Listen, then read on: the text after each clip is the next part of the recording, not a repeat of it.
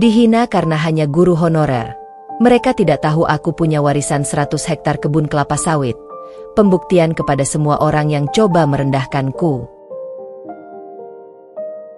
Assalamualaikum warahmatullahi wabarakatuh. Selamat datang di LA Stories. Di balik senyuman ada air mata yang tak terlihat. Di balik tawa, ada kisah yang tak pernah diceritakan. Ini adalah LA Stories.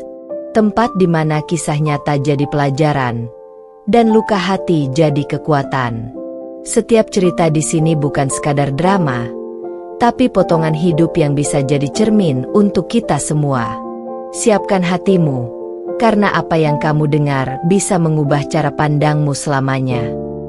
Ini bukan sekadar cerita.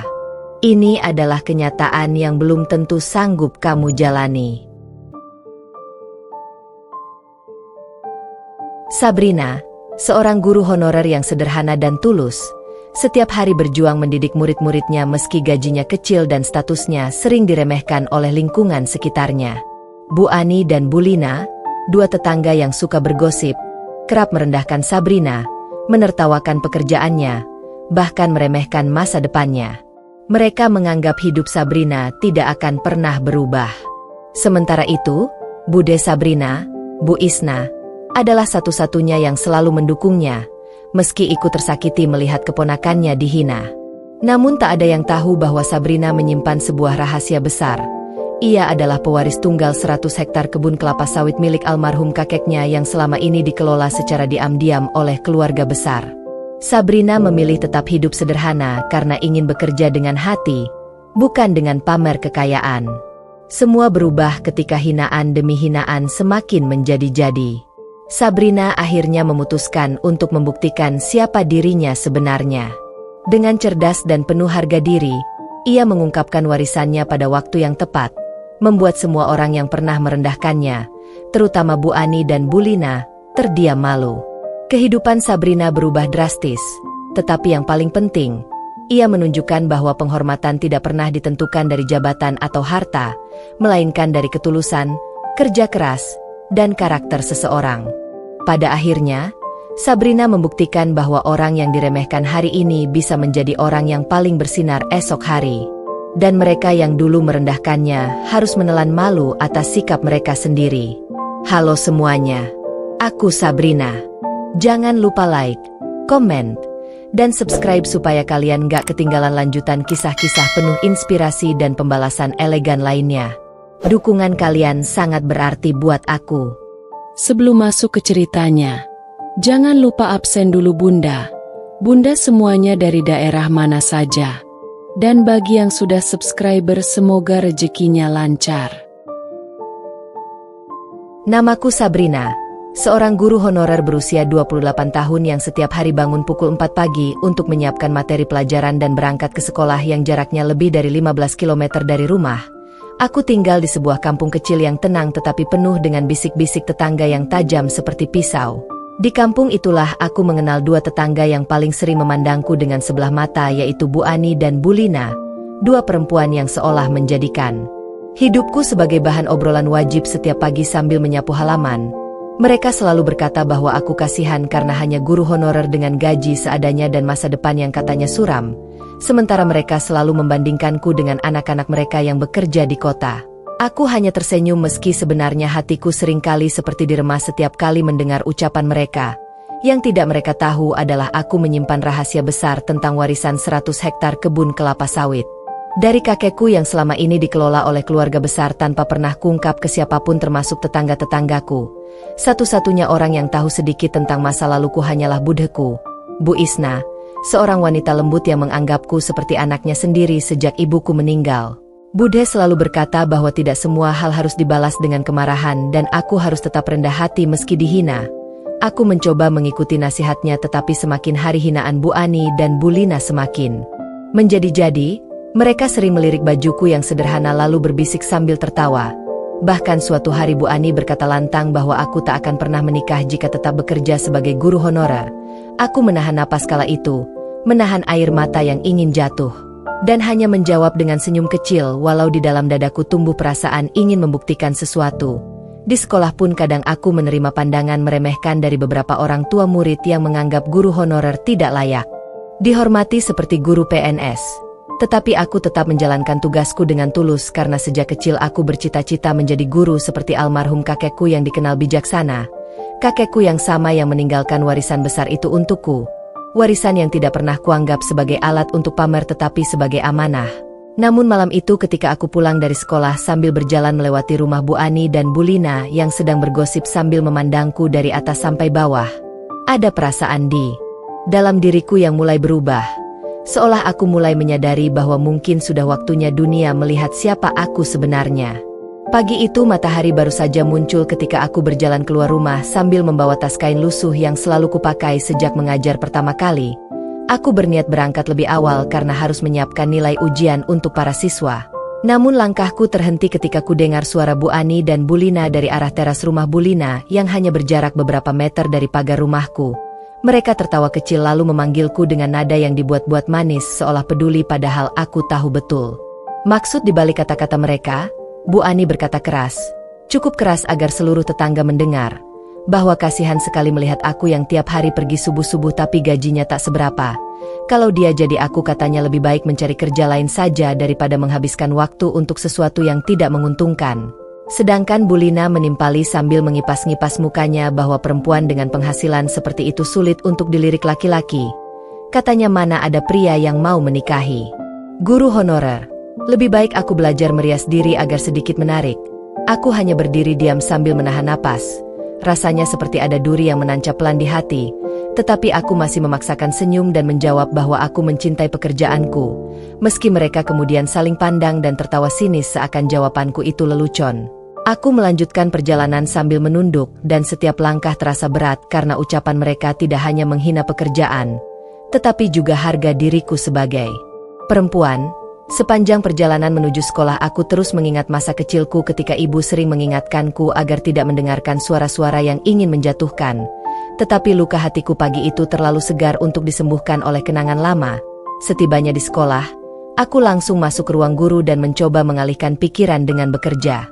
Namun suara-suara itu tetap berputar seperti gema.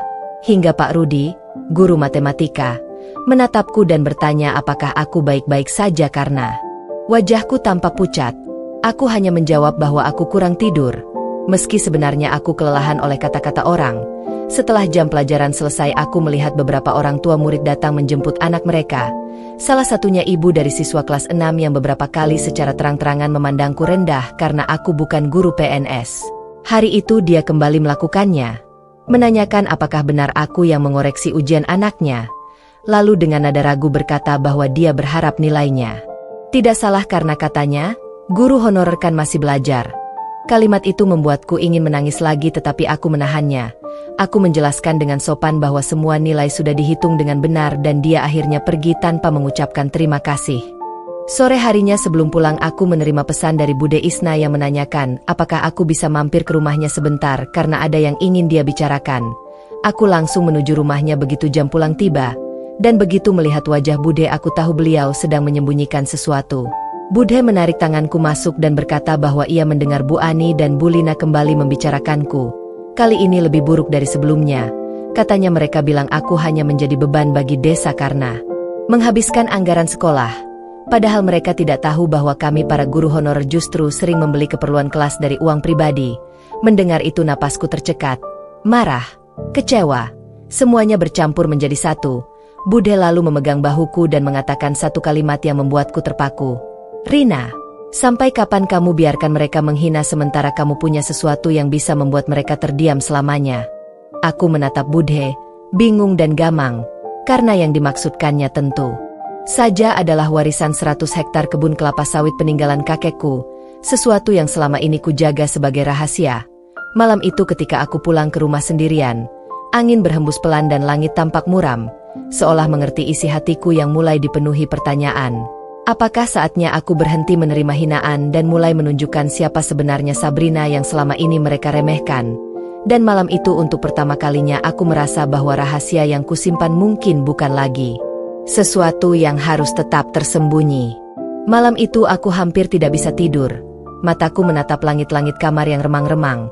Di kepalaku suara Bu Ani dan Bu Lina terus berputar-putar seolah mereka berdiri tepat di samping tempat tidurku.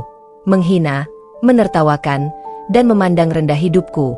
Aku terbangun berkali-kali dan setiap kali aku membuka mata, ada rasa sesak di dada. Seperti sesuatu yang selama ini kutahan perlahan-lahan mulai pecah.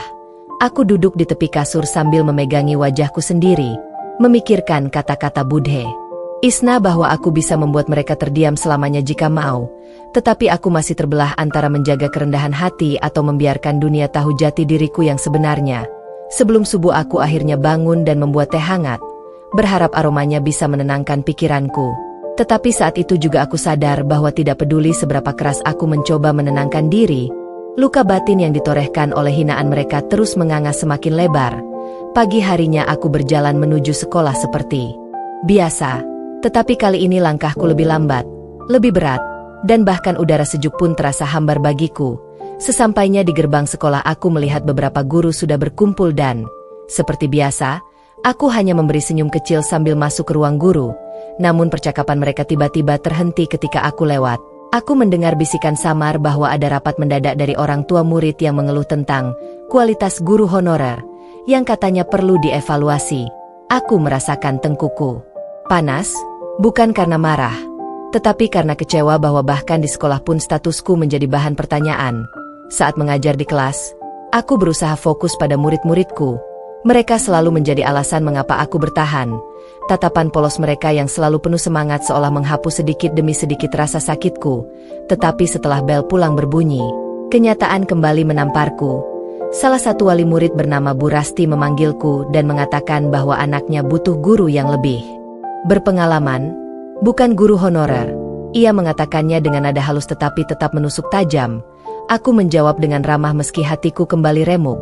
Ketika aku pulang dan melewati rumah Bu Ani, aku mendengar suara gerutuan mereka yang lagi-lagi menyebut namaku. Mereka sedang membicarakan rencana arisan RT dan mengatakan bahwa aku tidak layak jadi panitia karena hidupnya saja belum beres. Aku menunduk dan mempercepat langkah, tetapi lidah dan hati mereka sudah terlanjur melukai lagi. Setibanya di rumah, aku duduk lama di depan pintu, memandangi halaman kecilku yang sederhana. Aku berpikir keras mengapa aku terus saja menjadi sasaran olokan. Apakah karena aku tidak pernah membalas atau karena aku terlalu diam? Kala itu aku merasa seperti seorang pesakitan yang terjebak dalam lingkaran hinaan yang tidak pernah berhenti. Malam harinya Budhe Isna datang tanpa memberi kabar lebih dulu. Wajahnya terlihat gusar dan ia langsung memegang tanganku sambil berkata bahwa Bu Ani dan Bu Lina tadi sore menyebarkan cerita bahwa aku tinggal di rumah peninggalan ibuku karena aku miskin. Bahkan mengatakan bahwa jika bukan karena belas kasihan warga, aku mungkin tidak bisa hidup. Mendengar itu aku merasakan sesuatu yang meledak dalam diriku. Sebuah dorongan yang selama ini hanya menjadi bisikan, kini menjelma menjadi tekad yang mulai membara. Budhe menatapku dalam-dalam lalu berkata bahwa aku tidak perlu membalas dengan kemarahan atau kekerasan. Cukup dengan kebenaran yang kupunya. Warisan yang kututupi selama ini bukan untuk pamer melainkan untuk menjaga kehormatan keluarga. Tetapi jika siksaan batin ini terus terjadi, mungkin Tuhan sedang memberiku jalan untuk menunjukkan siapa aku dan menghapus hinaan mereka sekaligus. Aku terdiam, merasakan tubuhku gemetar karena campuran marah dan sedih. Namun juga ada sedikit rasa lega karena kata-kata Budhe membuka pikiranku pada sesuatu yang selama ini kupendam. Malam itu aku berdiri di depan jendela kamar dan memandang ke arah rumah Bu Ani dan Bu Lina yang tertutup rapat. Dan untuk pertama kalinya dalam hidupku aku berbisik pada diriku sendiri, bahwa mungkin waktu untuk mengakhiri semua hinaan itu sudah semakin dekat dan aku tidak akan diam selamanya. Keesokan paginya aku bangun dengan perasaan yang berbeda. Bukan karena aku sudah melupakan semua hinaan itu, tetapi karena untuk pertama kalinya aku merasa seperti ada kekuatan kecil di dalam diriku yang mulai tumbuh. Sebuah dorongan halus yang membuatku tidak lagi ingin hanya diam dan menerima. Setelah mandi dan bersiap, aku duduk sebentar di meja makan kecilku sambil menatap secangkir teh yang asapnya membubung pelan. Aku memikirkan kata-kata Budhe Isna semalam, tentang bagaimana aku sebenarnya sudah lama memiliki kekuatan untuk membuat semua orang terdiam. Namun aku terlalu memilih sabar karena menganggap semua ini ujian. Aku menyesap teh itu perlahan sambil mengambil napas panjang. Dan untuk pertama kalinya aku bertanya pada diriku sendiri. Sampai kapan aku harus sabar jika kesabaran ini justru dijadikan alasan bagi orang lain untuk menginjakku? Saat aku melangkah keluar rumah, suasana kampung masih sepi. Hanya terdengar ayam berkokok dan suara sandal seseorang yang berjalan dari kejauhan. Tetapi ketika aku melewati rumah Bu Ani, aku melihat dia sedang menyiram tanaman sambil pura-pura tidak melihatku. Namun ketika aku sudah berjarak beberapa langkah, aku mendengar ia bergumam bahwa kasihan sekali guru honorer harus berangkat pagi-pagi demi gaji yang bahkan tidak cukup untuk merawat diri. Kata-kata itu membuatku terhenti sejenak. Jantungku berdetak kencang. Bukan karena takut, tetapi karena aku mulai lelah menerima perlakuan yang sama setiap hari. Aku melanjutkan langkah dan tiba di sekolah lebih awal. Mencoba menenangkan diri dengan merapikan meja, menyusun buku-buku, dan mempersiapkan materi pelajaran. Namun di tengah kesibukan itu kepala sekolah tiba-tiba memanggilku ke ruangannya. Aku merasa sedikit gugup karena tidak tahu ada urusan apa di pagi hari seperti ini. Ketika masuk, aku melihat beberapa orang tua murid duduk melingkar. Wajah mereka tampak serius. Kepala sekolah tersenyum kecil dan berkata bahwa mereka ingin mendiskusikan standar pengajaran. Dan salah satu dari mereka langsung menyelipkan komentar bahwa guru honorer harus lebih diperhatikan kualitasnya. Aku mendengar semuanya tanpa memotong. Tetapi kata-kata itu menusukku lebih dalam daripada yang mereka sangka. Seolah aku adalah masalah utama dalam pendidikan anak-anak mereka. Setelah rapat selesai, aku keluar dari ruangan dengan kepala tertunduk. Namun kali ini bukan karena malu, melainkan karena aku sedang menahan sesuatu yang belum pernah muncul selama ini. Keinginan untuk berubah. Hari itu aku mengajar dengan wajah tenang, tetapi di balik ketenangan itu sebenarnya pikiranku terus bekerja, menyusun rencana tentang bagaimana aku akan menghadapi mereka yang terus memandang rendah diriku. Ketika bel pulang berbunyi, aku tidak langsung pulang, melainkan duduk lama di ruang guru sambil memandangi kalender yang tergantung di dinding. Kalender itu menunjukkan tanggal-tanggal panen kelapa sawit di kebun warisanku. Aku membayangkan luasnya lahan itu, pekerja-pekerja yang selama ini mengirim laporan, serta rekening khusus yang selalu terisi dari hasil penjualan panen setiap bulannya. Sesuatu yang tidak pernah aku ceritakan pada siapapun di desa ini. Sore harinya aku memutuskan untuk pergi ke rumah Bude Isna. Ketika aku mengetuk pintu, Bude langsung keluar dengan wajah cemas seperti menunggu kabar buruk. Aku duduk di ruang tamu rumahnya yang sederhana dan menceritakan semua kejadian hari itu. Bude mendengarkan dengan mata berkaca-kaca. Tangannya menggenggam tanganku erat. Kemudian ia berkata dengan suara pelan namun tegas bahwa tidak ada yang salah jika aku ingin menggunakan kebenaran untuk membela diri. Bude berkata bahwa selama ini aku terlalu baik, terlalu sabar, terlalu menahan diri, dan kini saatnya aku berdiri tegap dan menunjukkan bahwa aku bukan orang yang bisa diinjak. Ucapan Bude membuat tubuhku merinding, bukan karena takut, tetapi karena ada sesuatu yang akhirnya terasa benar. Ketika aku berjalan pulang menjelang senja, langit berwarna jingga dan angin berhembus lembut. Namun ada api kecil di dalam diriku yang tidak padam. Dan ketika aku tiba di depan rumah, aku berhenti sebentar, menatap pintu kecil yang selalu menjadi saksi air mata dan senyumku. Lalu aku berbisik pada diriku sendiri bahwa babak baru dalam hidupku akan segera dimulai. Aku tidak tahu bagaimana atau kapan, tetapi aku yakin sebentar lagi semua orang yang meremehkanku akan melihat siapa Sabrina sebenarnya. Dan aku siap. Untuk pertama kalinya aku benar-benar siap. Keesokan harinya suasana hatiku terasa berbeda. Ada ketegasan baru yang tidak pernah ada sebelumnya. Seolah seluruh hinaan yang selama ini kutelan perlahan berubah menjadi energi yang mendorongku untuk melakukan sesuatu. Sejak bangun pagi aku sudah memutuskan bahwa hari ini aku akan melakukan langkah pertama menuju perubahan itu. Setelah bersiap dan mengenakan baju kerjaku yang sederhana seperti biasa, aku duduk sebentar di tepi tempat tidur sambil menatap foto almarhum kakekku yang tersenyum ramah. Kakek yang dulu selalu berkata bahwa orang baik bukan berarti harus selalu diam, bahwa kebenaran terkadang harus disampaikan agar tidak diinjak-injak. Aku menggenggam bingkai foto itu dan berkata dalam hati bahwa aku akan menjaga amanahnya dengan cara yang benar. Kemudian aku berangkat ke sekolah dengan langkah yang tidak lagi ragu. Meski di sepanjang jalan aku mendengar bisik-bisik tetangga yang mengatakan bahwa guru honorer memang kasihan hidupnya, aku tidak menunduk seperti biasanya, melainkan terus berjalan tegak. Bahkan ketika aku melewati Bu Ani yang sedang membeli sayur di depan rumah Bu Lina, mereka langsung terdiam dan memandangi aku dari ujung kepala sampai kaki. Aku bisa mendengar Bu Lina berbisik bahwa aku mungkin lagi-lagi menghibur diri dengan kesibukan padahal gajiku tidak seberapa. Tetapi kali ini aku tidak merasa perih. Aku hanya merasakan betapa bodohnya aku selama ini membiarkan orang-orang semacam mereka menentukan nilai diriku. Sesampainya di sekolah aku Meminta izin pada kepala sekolah untuk pulang lebih cepat setelah jam mengajar selesai dengan alasan ada urusan keluarga penting. Kepala sekolah mengangguk karena memang aku jarang meminta apapun. Setelah semua pelajaran selesai dan siswa-siswaku pulang, aku langsung menuju koperasi sekolah untuk mengambil beberapa dokumen yang sempat kutitipkan di sana, yaitu salinan surat tanah warisan kebun kelapa sawit yang selama ini tidak pernah kusentuh.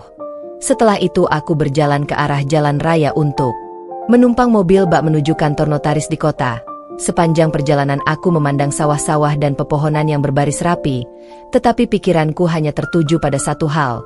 Hari ini aku akan memulai sesuatu yang tidak pernah kubayangkan sebelumnya. Di kantor notaris aku bertemu dengan Pak Herman, notaris yang selama bertahun-tahun mengurusi administrasi keluarga besarku. Beliau menyapaku hangat dan bertanya apakah aku sudah siap untuk mengurus pembaruan data kepemilikan kebun sawit yang sudah lama tidak kunjung kuproses. Aku mengangguk mantap. Pak Herman kemudian menjelaskan bahwa selama ini kebun tersebut terus menghasilkan keuntungan yang besar dan pendapatan yang masuk rekening khusus masih stabil setiap bulan.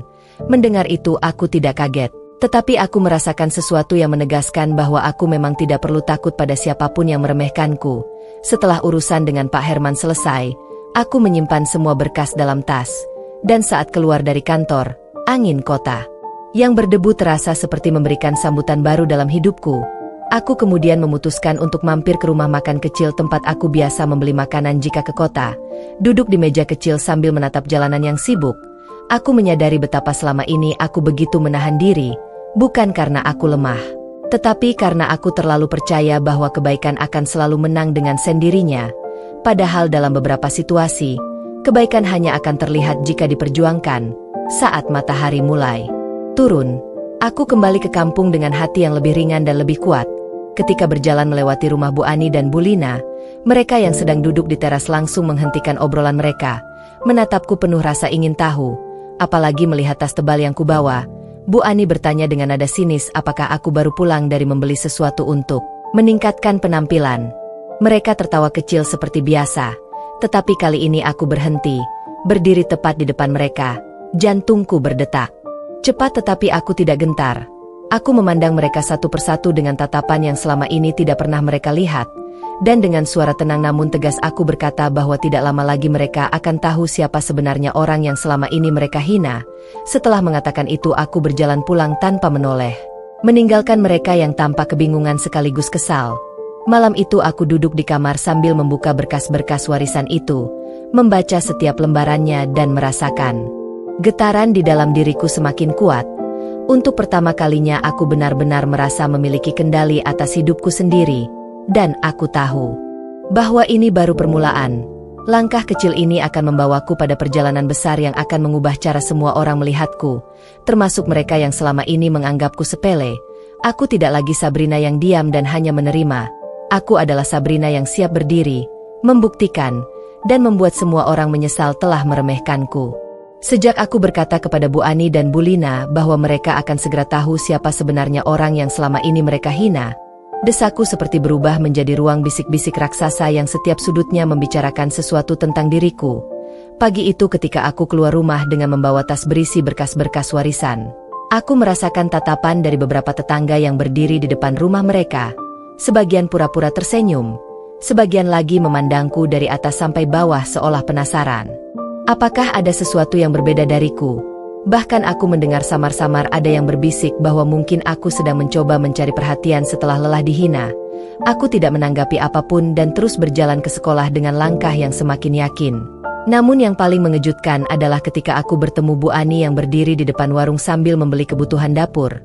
Kali ini dia tidak langsung menghina, tetapi menatapku dengan tatapan penuh rasa ingin tahu yang tidak biasa, seolah dia sedang menunggu aku menjelaskan apa maksud perkataanku kemarin, tetapi aku hanya mengangguk kecil tanpa memberikan penjelasan apapun, membuatnya semakin penasaran dan sedikit kesal.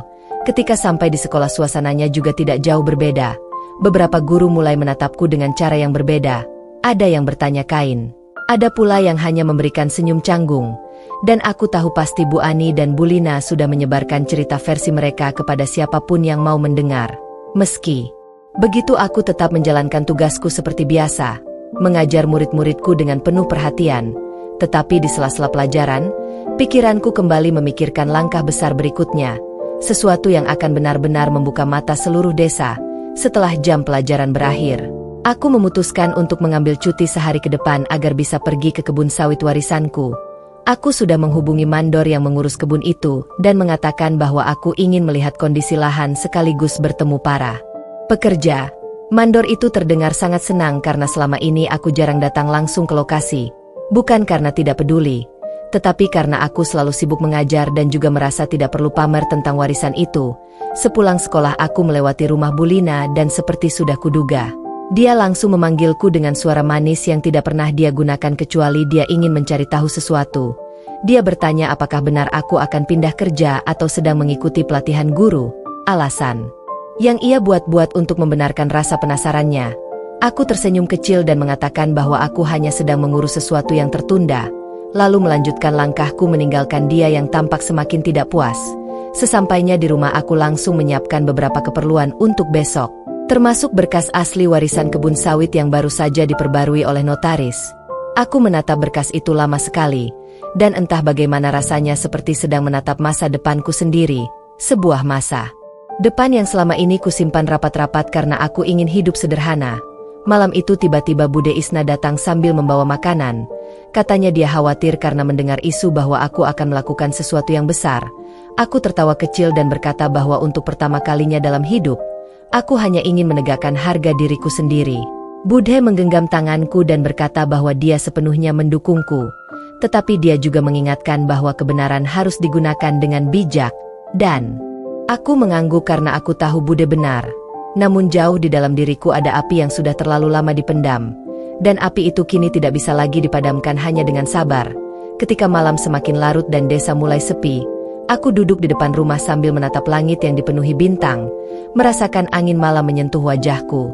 Dan saat itu aku berjanji pada diriku sendiri bahwa besok akan menjadi langkah besar yang menentukan bagaimana dunia memandangku. Aku bukan lagi guru honorer yang hanya bisa tersenyum saat dihina, bukan lagi perempuan yang dipandang kecil karena pekerjaannya. Besok adalah permulaan dari pengungkapan siapa sebenarnya Sabrina yang selama ini mereka injak, dan aku siap menghadapi apapun yang datang setelah itu. Pagi itu aku bangun lebih awal dari biasanya. Bahkan sebelum ayam berkokok dan sebelum matahari menunjukkan garis tipis cahayanya di ufuk timur, udara terasa lebih dingin dari biasanya, tetapi anehnya dadaku justru terasa hangat, seperti ada nyala kecil yang membesar setiap detik. Aku segera mandi dan bersiap, mengenakan pakaian yang nyaman untuk perjalanan jauh. Lalu mengecek kembali berkas-berkas penting di dalam tas, memastikan semuanya lengkap karena hari ini bukan hari biasa. Hari ini aku akan pergi ke kebun sawit warisanku, tempat yang selama ini menjadi rahasia terbesar dalam hidupku, tempat yang tidak pernah aku kunjungi lagi sejak kakek meninggal. Begitu keluar rumah, jalanan desa masih sepi, tetapi aku bisa merasakan suasana yang berbeda, seolah dinding rumah-rumah itu menyimpan rasa penasaran warga yang selama ini memandang rendahku. Aku berjalan menuju titik jemput mobil mandor yang sudah kutentukan sebelumnya, dan sepanjang jalan aku merasakan beberapa jendela terbuka. Perlahan, suara sandal terseret, dan desahan-desahan kecil yang jelas-jelas mencoba mengintip apa yang sedang kulakukan di pagi buta. Tetapi aku tidak menghiraukan apapun, ketika mobil pick-up warna biru berhenti di depanku dan mandor turun menyapaku dengan penuh hormat sambil memanggilku, "Bu Sabrina." Aku bisa melihat bagaimana beberapa tetangga yang kebetulan lewat langsung berhenti dan menatap kami dengan rasa heran dan bingung. Aku naik ke mobil dan perjalanan pun dimulai. Jalan menuju kebun sawit itu membutuhkan waktu lebih dari 2 jam. Melewati persawahan, jembatan kecil, dan perkampungan yang jauh dari pusat desa. Sepanjang perjalanan mandor bercerita tentang perkembangan kebun, bagaimana panen bulan lalu mencapai angka yang lebih tinggi dari biasanya, bagaimana para pekerja menjaga kebun dengan baik, dan bagaimana kebun itu sebenarnya menjadi salah satu pemasok terbesar di wilayah tersebut. Aku mendengarkan semuanya dengan hati berdebar, bukan karena kaget, tetapi karena selama ini aku bahkan lupa bahwa aku adalah pemilik sah dari sesuatu yang begitu besar. Begitu kami sampai di area kebun, aku tertegun. Hamparan sawit sejauh mata memandang membuat dadaku penuh rasa syukur. Matahari mulai naik dan cahayanya menerpa dedaunan sawit yang berkilau seperti emas. Puluhan pekerja menyapaku dengan senyum dan hormat. Beberapa dari mereka bahkan tampak terkejut karena baru pertama kali melihatku datang secara langsung. Mandor menjelaskan kepada mereka bahwa aku adalah pewaris tunggal kebun ini, dan aku bisa melihat cara mereka menatapku berubah. Bukan dengan rasa takut, tetapi dengan rasa hormat yang selama ini tidak pernah kudapat di desa. Aku berjalan mengelilingi kebun, menyentuh batang sawit, mencium aroma tanah, dan merasakan betapa besar keberkahan yang selama ini aku sembunyikan. Mandor kemudian mengantarkanku ke gudang penyimpanan hasil panen, tempat yang biasanya hanya kulihat lewat laporan atau foto. Melihat semuanya secara langsung membuatku sadar bahwa aku bukan hanya guru honorer yang diremehkan. Aku adalah seseorang yang memiliki masa depan jelas. Seseorang yang bisa berdiri sejajar dengan siapapun, bahkan lebih tinggi dari orang-orang yang selama ini merendahkan diriku. Setelah memastikan seluruh administrasi kebun berjalan lancar, aku duduk di sebuah pondok kecil ditemani segelas kopi yang dibuatkan salah satu pekerja. Angin siang berhembus pelan dan suara pepohonan bergesekan seperti suara bisikan yang menenangkan. Saat itu aku berpikir tentang bagaimana semua ini akan mengubah hidupku ketika aku memutuskan untuk tidak lagi menyembunyikannya. Perjalanan pulang terasa berbeda. Kali ini aku duduk dengan punggung tegak, memandang jalanan dengan pikiran yang lebih jernih dan hati yang lebih kuat. Aku tahu benar bahwa hari ini adalah titik balik, dan aku tidak lagi merasa ragu. Ketika mobil kembali memasuki desa, beberapa orang langsung memperhatikan, termasuk Bu Ani dan Bu Lina yang berdiri di depan warung sambil membawa sayur dan bumbu dapur. Mereka terpaku menatap mobil yang menurunkanku. Mandor bahkan sempat menghormat sebelum pergi, membuat kedua perempuan itu ternganga dan saling menatap penuh kebingungan. Aku menatap mereka sebentar, lalu berjalan dengan tenang, melewati mereka tanpa berkata apapun. Tetapi dalam hati aku tahu mereka sedang bertanya-tanya siapa sebenarnya aku. Siapa Sabrina yang selama ini mereka hina, dan bisikan-bisikan itu sudah mulai terdengar di seluruh desa. Malamnya aku berdiri di depan jendela kamar sambil memandang bulan yang bulat sempurna di langit. Aku merasakan ketenangan dan kekuatan yang selama ini tidak pernah aku rasakan. Dan saat itu aku tahu bahwa waktu untuk menunjukkan jati diriku sudah semakin dekat. Sangat dekat. Lebih dekat daripada yang mereka bayangkan. Malam itu setelah mandi dan berganti baju, aku duduk di teras sambil menyeruput teh hangat yang Bude Bu Isna buatkan sebelum beliau pulang ke rumahnya. Angin malam berhembus pelan dan jalanan kampung sudah mulai sepi. Hanya terdengar suara jangkrik dan sesekali lolongan anjing dari kejauhan.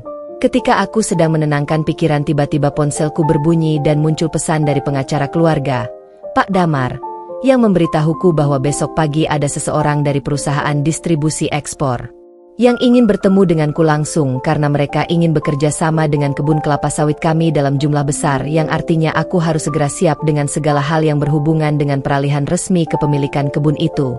Aku menelan ludah begitu membaca pesan tersebut karena aku tahu kabar kedatangan tamu perusahaan sebesar itu pasti tidak akan bisa ditutup rapat, dan kampung ini terkenal cepat menyebarkan berita seperti angin membawa daun kering. Aku berbaring sambil memikirkan, bagaimana jika nanti Bu Ani dan Bu Lina mulai curiga atau bahkan ikut campur? Lalu aku tertidur tanpa sadar sampai matahari pagi menembus jendela dan membuatku terbangun terburu-buru. Setelah bersiap, aku menuju titik pertemuan di warung kopi Pak Dadang yang menjadi tempat netral yang diminta pihak perusahaan. Namun yang tidak pernah kuharapkan terjadi ketika aku melihat dari kejauhan dua sosok yang sangat kukenal sedang berdiri di depan warung sambil memasang wajah penasaran, yaitu Bu Ani dan Bu Lina yang tampaknya sudah lebih dulu mencium ada sesuatu yang penting sedang terjadi. Aku memutar bola mata sambil menarik napas panjang karena aku tahu dua orang ini tidak akan mundur sebelum tahu urusan orang lain. Aku melanjutkan langkahku dan tepat ketika aku sampai di depan warung, Bu Lina langsung menatapku dari atas ke bawah dan bertanya dengan suara dibuat rendah tapi sengaja kedengaran. Sabrina, kok rapi amat? Mau ketemu siapa? Calon suami ya? Atau mau daftar honorer lagi? Lalu Bu Ani ikut menimpali sambil cekikikan seolah aku ini bahan lelucon pagi hari mereka. Aku tersenyum kecil tanpa menjawab karena tidak ingin memulai drama sebelum tamu datang. Tetapi tepat pada saat itu sebuah mobil hitam mewah berhenti di depan warung. Pintunya terbuka, dan keluar seorang pria muda berjas rapi bernama Fajar, perwakilan perusahaan ekspor, yang langsung menghampiriku sambil menjabat tanganku dan berkata, "Selamat pagi, Bu Sabrina, kami sudah menunggu lama untuk bertemu pemilik kebun sawit 100 hektar yang kabarnya sangat potensial." Dan kalimat itu membuat waktu seolah berhenti. Wajah Bu Ani dan Bu Lina langsung berubah drastis seperti baru saja menelan biji merica. Mata mereka membesar, mulut ternganga. Dan mereka saling pandang dengan ekspresi tidak percaya sementara Fajar tetap berbicara sopan kepadaku sambil mempersilakan masuk ke warung untuk membahas kerjasama. Aku bisa mendengar dengan jelas Bulina berbisik kepada Bu Ani. 100 hektar? Kebun sawit? Sabrina? Seolah otaknya sedang memproses kebenaran yang tidak pernah mereka bayangkan. Aku berjalan masuk dengan tenang bersama Fajar sambil dalam hati aku berkata bahwa ini baru awal dari semua pembuktian yang selama ini kutahan. Dan jika mereka terkejut sekarang, maka yang akan datang akan membuat mereka benar-benar terdiam untuk selamanya. Pertemuan dengan Fajar berlangsung hampir 2 jam, membahas harga tandan buah segar, rencana ekspor, hingga kemungkinan pembangunan pabrik mini di sekitar lahan yang secara otomatis akan membuka lapangan pekerjaan besar bagi warga kampung. Aku mendengarkan semuanya dengan saksama sambil sesekali menanyakan detail yang diajarkan almarhum kakekku dulu. Dan ketika suasana mulai cair, Fajar dengan nada hormat mengatakan bahwa perusahaannya siap membayar uang muka dalam jumlah besar begitu surat kepemilikan kebun selesai diproses atas namaku.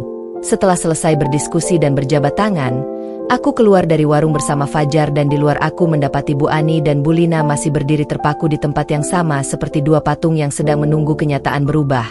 Wajah mereka pucat, mata mereka tak berkedip, seolah apa yang barusan mereka dengar tidak bisa masuk ke kepala mereka yang selama ini dipenuhi rasa meremehkan. Fajar menunduk hormat kepadaku sebelum masuk ke mobilnya dan pergi. Dan begitu mobil itu melaju menjauh, Bulina langsung mendekatiku dengan langkah kecil seperti orang bingung sambil berkata lirih tapi bergetar. Sabrina, kamu ini sebenarnya siapa? Sementara Bu Ani hanya terdiam dengan tangan gemetar memegang dompetnya seolah baru sadar bahwa orang yang selama ini mereka hina-hina ternyata jauh lebih terhormat dan kaya dari yang mereka bayangkan. Aku tersenyum lembut dan mengatakan bahwa aku tetap Sabrina yang sama, guru honorer yang mereka kenal. Hanya saja ada hal yang selama ini tidak pernah perlu aku ceritakan. Lalu aku melangkah pergi tanpa menunggu reaksi mereka karena aku tidak punya kewajiban menjelaskan apapun kepada orang yang tidak pernah memperlakukanku dengan baik. Saat perjalanan pulang aku merasakan angin seolah membawa kabar besar ke seluruh kampung. Dan benar saja ketika aku baru mendekati rumah, beberapa tetangga mulai berdiri di pagar rumah masing-masing. Sebagian pura-pura menyapu, sebagian lagi berpura-pura menjemur baju padahal mata mereka terpaku padaku dengan tatapan penasaran yang tidak bisa disembunyikan. Aku bisa mendengar suara lirih dari beberapa ibu-ibu yang berbisik bahwa aku tadi bertemu dengan orang dari perusahaan besar dan ada yang bilang melihat mobil mewah datang menjemputku. Gosip itu menyebar begitu cepat seperti api yang menyambar daun kering. Begitu aku tiba di teras rumah, Bude Bu Isna sudah menungguku sambil tersenyum. Beliau bilang bahwa sejak pagi orang-orang sudah mondar-mandir bertanya apakah benar aku punya kebun sawit ratusan hektar. Aku tertawa kecil mendengarnya karena aku tahu di kampung ini berita seperti itu adalah harta karun bagi para penggosip. Bude memegang tanganku sambil berkata lembut bahwa ini adalah momen yang akan mengubah hidupku. Dan aku harus tetap rendah hati seperti pesan kakek. Aku mengangguk sambil menahan emosi karena selama ini hanya Bude satu-satunya orang yang tahu betapa sakit setiap hinaan itu menusukku. Tetapi sebelum aku sempat masuk rumah, tiba-tiba Bu Ani datang tergesa-gesa sambil tersenyum lebar. Senyum yang aneh karena tidak pernah kulihat sebelumnya. Dan langsung berkata dengan suara manis yang tidak cocok dengan sikapnya selama ini. Sabrina, maaf ya kalau selama ini Tante suka bercanda sama kamu. Kamu jangan ambil hati ya. Oh iya nanti sore mampir ke rumah Tante ya. Kita minum teh bareng. Lalu tanpa menunggu jawaban ia pergi sambil pura-pura sibuk. Disusul Bulina yang juga tak mau kalah menawarkan kue baru matang sambil memanggilku, Nak Sabrina. Padahal sebelumnya memanggilku, Sabrina saja. Aku hanya berdiri di depan pintu rumah memandangi kedua perempuan itu yang kini berubah seperti bunglon. Dan dalam hatiku aku sadar bahwa pembuktian sesungguhnya baru akan dimulai. Karena perubahan sikap mereka bukan tanda hormat, melainkan tanda panik dan ketakutan bahwa seseorang yang dulu mereka hina ternyata berdiri jauh di atas bayangan mereka. Sore harinya ketika matahari mulai turun dan cahaya oranye menyelimuti kampung, aku duduk di ruang tamu sambil memikirkan perubahan sikap Bu Ani dan Bulina yang begitu drastis, hingga membuatku merasa seperti sedang menonton sandiwara murahan. Belum sampai 5 menit aku duduk. Terdengar suara ketukan pelan di pintu dan ketika kubuka ternyata Bulina berdiri di sana sambil membawa rantang berisi kue lapis legit yang aroma menteganya memenuhi udara. Wajahnya dipoles senyum yang terlihat dipaksakan. Ia langsung berbicara manis sambil berkata bahwa ia membuatkan ini khusus untukku karena katanya aku pasti capek setelah bertemu orang penting tadi pagi, dan tanpa memberikan kesempatan padaku untuk menolak ia langsung menaruh rantang itu di meja dan berbalik pergi sambil melambaikan tangan seolah kami dekat seperti saudara. Padahal beberapa hari lalu ia berkata bahwa pekerjaanku sebagai guru honorer hanya membuang waktuku. Aku menutup pintu sambil menghela napas panjang lalu tiba-tiba terdengar suara lain dari arah pagar. Ketika kulihat, Bu Ani berdiri dengan kerudung rapi dan wajah yang kali ini benar-benar dibuat sesopan mungkin sambil memegang undangan arisan kampung yang biasanya tidak pernah ia tawarkan padaku karena katanya aku tidak level untuk ikut acara ibu-ibu mapan. Tetapi hari ini ia justru memaksaku datang sambil berkata bahwa semua ibu-ibu akan senang kalau aku hadir, dan ketika ia menyebut kata semua ibu-ibu, aku tahu maksudnya adalah membuatku tampil di depan banyak orang agar mereka bisa memastikan sendiri apakah rumor tentang kebun sawit itu benar. Aku tersenyum kecil dan menerima undangannya karena aku penasaran apa drama yang akan mereka tampilkan nanti. Setelah Bu Ani pulang aku duduk kembali sambil memandangi rantang kue dan selembar undangan itu. Berusaha memahami permainan licik apa yang sedang mereka rancang dan aku hampir tertawa karena mereka berdua seperti sedang berlomba-lomba memperlakukanku sebaik mungkin. Tetapi semuanya terlihat seperti topeng yang menempel terlalu longgar. Malam harinya Bude Bu Isna datang membawakan sayur lodeh kesukaanku. Beliau berkata bahwa ia mendengar undangan arisan itu dan menyuruhku datang bukan untuk pamer tetapi untuk menunjukkan bahwa aku tidak berubah meski keadaan berubah. Aku mengangguk walau di dalam hatiku biarkan sedikit rasa penasaran tumbuh tentang wajah-wajah mereka nanti ketika tahu bahwa perusahaan ekspor sudah memutuskan memulai kerja sama besar denganku. Malam semakin larut dan aku duduk menatap langit sambil merenungi perjalanan hidupku. Bagaimana dulu aku dihina sebagai guru honorer yang gajinya pas-pasan. Bagaimana mereka meremehkanku setiap hari seolah aku tidak punya masa depan. Dan kini keadaan berbalik tanpa perlu aku angkat suara atau membalas hinaan mereka. Hanya dengan satu kenyataan bahwa aku adalah pewaris sah 100 hektar kebun kelapa sawit yang jauh lebih besar dari apapun yang mereka miliki. Sebelum tidur aku tersenyum kecil karena aku tahu besok adalah awal dari babak baru. Babak ketika orang-orang yang dulu menatapku dengan sebelah mata akan mulai gugup setiap kali aku lewat. Dan aku siap menghadapi semuanya tanpa menunduk sedikit pun. Keesokan harinya, matahari belum tinggi ketika aku mulai bersiap menghadiri arisan yang diadakan di rumah Bu Ani. Aku memilih memakai baju sederhana berwarna biru muda dengan jilbab polos, karena aku ingin tetap menjadi diriku yang dulu. Bukan tiba-tiba tampil berbeda hanya untuk memikat perhatian orang-orang yang beberapa hari lalu bahkan menolak menyapaku. Setelah sarapan aku berjalan pelan menuju rumah Bu Ani yang sudah terdengar riuh oleh suara ibu-ibu kampung yang biasanya hanya mengobrol soal harga minyak, gosip artis, atau hutang koperasi. Namun hari ini suasananya berbeda. Ketika aku mendekati halaman rumah, beberapa wajah langsung menoleh padaku dan tatapan mereka berubah dari penasaran menjadi terkejut lalu berubah lagi menjadi penuh perhitungan. Seolah mereka sedang menilai harga pasar diriku yang baru saja naik seperti saham yang melejit dalam semalam. Bu Ani menyambutku di pintu dengan senyum lebar dan suara yang manisnya terdengar tidak alami. Ia menggandeng lenganku dan membawaku masuk sambil memamerkanku kepada para ibu-ibu lain dengan mengatakan, "Ini Sabrina, calon pengusaha besar kampung kita."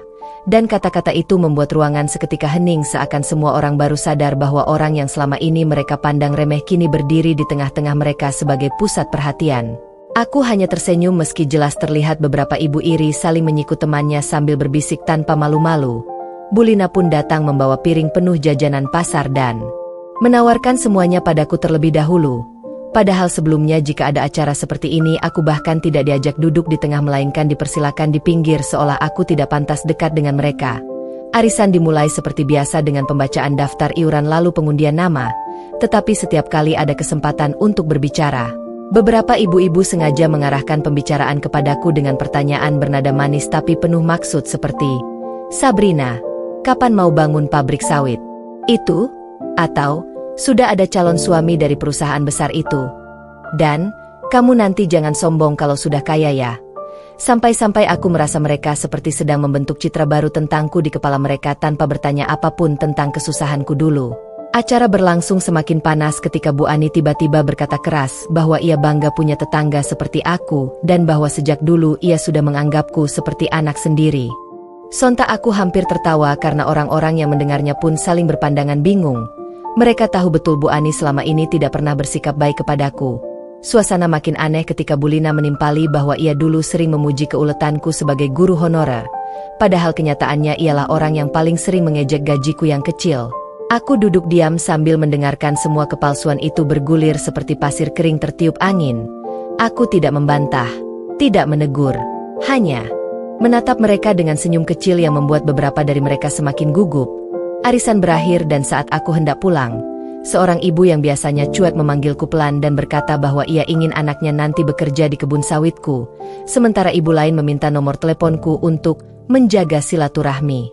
Padahal jelas-jelas mereka hanya ingin mendekat karena anggapan bahwa aku sebentar lagi menjadi orang kaya.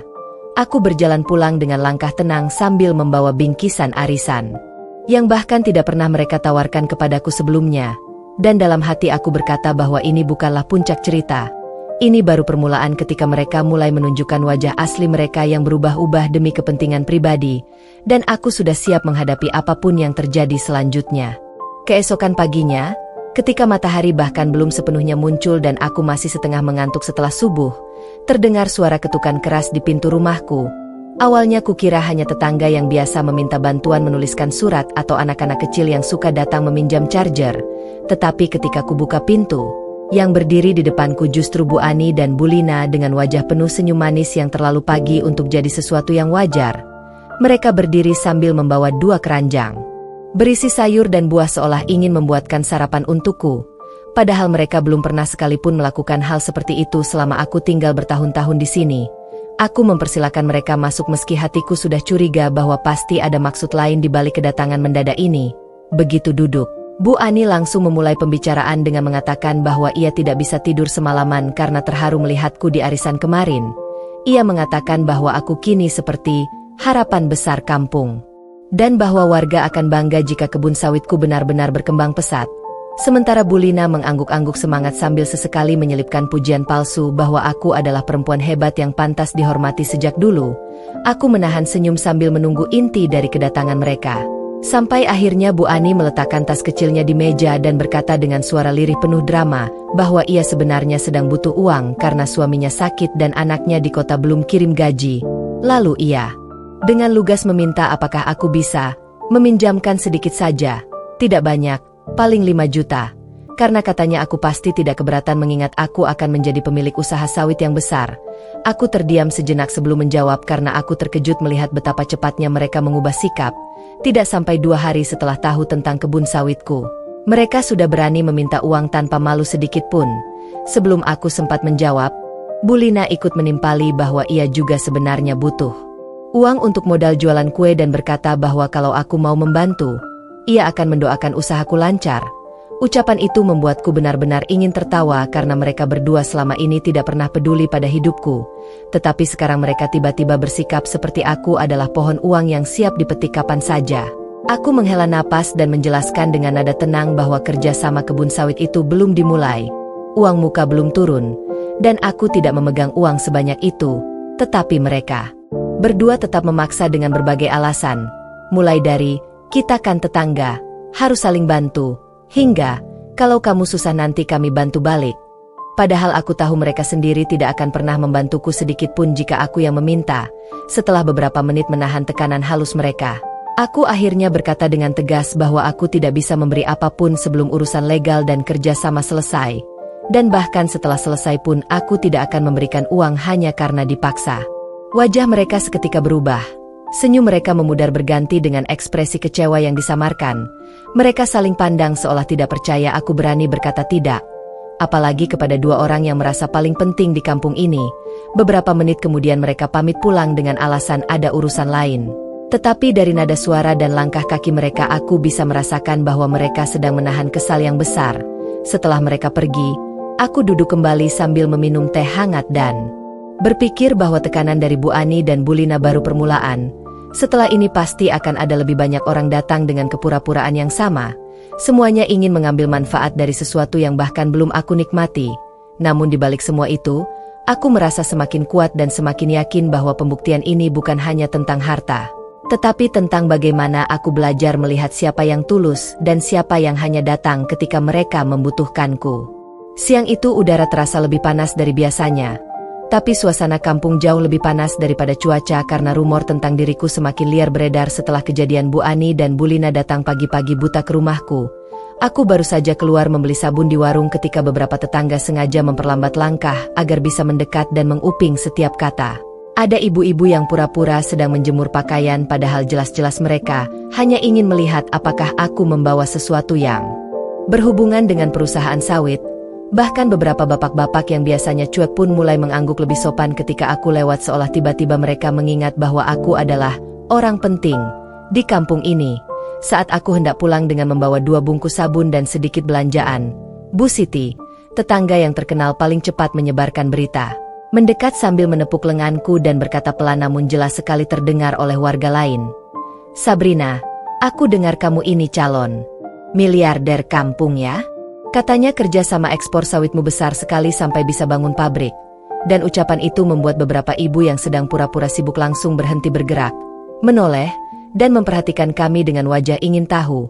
Aku tersenyum kecil dan menjawab bahwa kabar itu terlalu dilebih-lebihkan. Tapi Bu Siti seperti tidak mau terima jawaban sederhana. Ia justru makin bersemangat bercerita bahwa kemarin malam ia melihat Bu Ani dan Bu Lina pulang dari rumahku dengan wajah masam. Dan menurutnya, pasti aku sudah menolak permintaan mereka. Aku kaget bukan karena rahasia itu terbongkar, tapi karena betapa cepatnya berita itu menyebar bahkan sebelum 1 hari berlalu. Sebelum aku sempat menjawab, seorang ibu lain, Bu Rara, tiba-tiba muncul sambil berkata keras bahwa ia juga ingin menitipkan anaknya agar nanti bisa bekerja di kebun sawitku. Ia memuji-muji diriku dengan kalimat manis yang bahkan terdengar lebih palsu daripada plastik bungkus sabun yang kubawa. Aku hanya tersenyum meski hatiku mulai letih menghadapi perubahan sikap orang-orang yang dalam sekejap berubah karena uang. Saat aku kembali ke rumah, di depan pagar sudah ada 2 anak kecil yang membawa surat kecil dari ibu mereka berisi permohonan agar aku menghubungi mereka karena katanya mereka punya urusan penting. Padahal aku tahu maksudnya pasti sama seperti Bu Ani dan Bu Lina, meminta bantuan atau berharap ikut kecipratan rezeki dari warisan kebun sawitku. Aku masuk rumah dan mengunci pintu lalu langsung menelpon Bude Bu Isna, menceritakan semua yang terjadi sejak pagi. Bude hanya tertawa pelan dan berkata bahwa ini baru sedikit dari badai yang akan datang. Ia mengingatkanku bahwa kekayaan biasanya bukan hanya menguji kesabaran tapi juga menguji siapa saja orang yang benar-benar peduli. Mendengar itu membuat dadaku terasa hangat meski aku tahu ujiannya akan semakin besar. Sore harinya semakin banyak hal aneh terjadi. Bu Ani mengirim pesan panjang yang isinya meminta maaf sekaligus mengajak makan malam bersama keluarganya. Sementara Bu Lina mengirim foto-foto kue buatannya dengan alasan ingin memberiku cicipan gratis. Seolah aku sedang mengikuti audisi jadi juri masakan. Namun aku tetap membalas semua pesan itu dengan sopan tanpa memberikan mereka kesempatan untuk memanfaatkan situasi. Malam semakin larut dan aku duduk sendirian di teras menatap langit. Angin membawa aroma tanah basah tanda hujan akan turun. Aku memikirkan perjalanan singkat beberapa hari ini yang mengubah seluruh cara orang memandangku. Dulu aku hanya guru honorer yang dianggap tidak punya masa depan. Tapi sekarang mereka panik. Hanya karena mendengar kabar tentang kebun sawitku, aku menarik napas panjang dan bertekad bahwa tidak peduli seberapa besar harta atau kerjasama yang datang, aku tidak akan pernah membiarkan diriku dikuasai oleh ucapan manis palsu mereka, karena pembuktian sebenarnya bukan membuatku terlihat kaya, melainkan membuat mereka sadar bahwa nilai seseorang tidak pernah ditentukan oleh gaji kecil atau pekerjaan sederhana, namun ditentukan oleh hati, harga diri, dan ketegasan menghadapi orang yang mencoba memanfaatkannya. Malam itu hujan turun deras hingga jalanan kampung tampak berkilau oleh pantulan lampu-lampu rumah. Aku sedang duduk di ruang tamu sambil menata berkas-berkas peninggalan kakek ketika tiba-tiba ponselku berdering dan nama yang muncul di layar membuat dadaku berdegup. Fajar, perwakilan perusahaan ekspor sawit yang kemarin bertemu denganku. Aku mengangkat telepon dengan sedikit gugup namun berusaha terdengar tenang. Fajar mengatakan bahwa pihak perusahaan sudah melakukan verifikasi awal dan semuanya cocok. Mereka siap melanjutkan ke tahap kontrak resmi dan meminta agar aku datang ke kantor mereka di kota untuk penandatanganan awal minggu depan. Mendengar itu tubuhku seperti dialiri listrik, antara senang, terharu, dan tidak percaya bahwa impian besar yang dulu hanya aku dengar dari cerita kakek kini benar-benar mendekati kenyataan. Aku mengucapkan terima kasih berulang kali dan Fajar berkata bahwa mereka sangat tertarik bekerja sama denganku karena kakekku dulu terkenal jujur dan bersih dalam bekerja. Setelah telepon ditutup aku memeluk berkas-berkas itu erat-erat. merasa seakan kakek sedang mengawasi dari balik langit yang basah. Namun kegembiraan itu tidak berlangsung lama karena tanpa kuduga Bu Siti lewat di depan rumah sambil membawa payung dan menatapku tajam. Mungkin ia mendengar sedikit percakapan teleponku karena jendelaku memang tidak tertutup rapat. Tak lama kemudian beberapa tetangga lain juga lewat satu persatu. Seakan hujan menjadi alasan mereka untuk memutari depan rumahku, padahal jelas mereka ingin mencari tahu perkembangan terbaru. Paginya ketika hujan sudah reda, aku keluar untuk menyapu halaman dan langsung disergap bisik-bisik dari arah tetangga yang berdiri di pagar. Mereka sengaja berbicara keras seperti ingin memastikan aku mendengar. Salah satu mengeluh bahwa beberapa orang baru dapat uang sedikit saja sudah lupa tetangga. Sementara yang lain mengatakan bahwa orang kaya baru biasanya sombong. Padahal aku sama sekali belum menerima uang sepeser pun dan tetap bersikap biasa. Aku hanya menghela napas karena aku tahu ini tanda kecemburuan baru mulai muncul.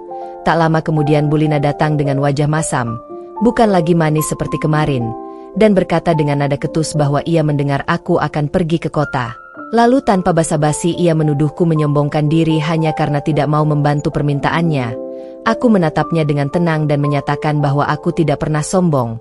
Aku hanya tidak ingin dimanfaatkan.